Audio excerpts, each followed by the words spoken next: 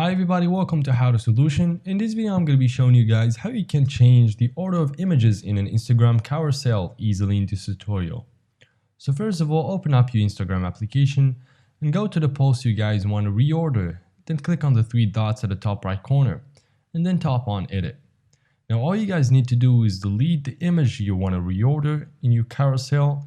But keep in mind guys, you need to keep at least 2 images in your carousel post. Other than that, you cannot reorder your post. So now tap on delete from over here and then click on done to save the changes. Then go back to your profile and click on the 3 lines at the top right corner. Then tap on your activity from over here. Then scroll down a little bit and select recently deleted.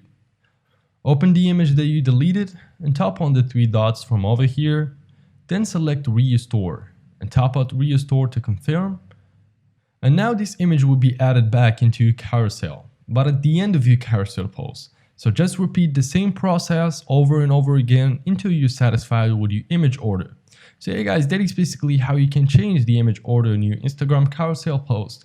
If you guys found this video helpful, leave a like and subscribe to the channel. Thank you everybody for watching. Take care. Until next time.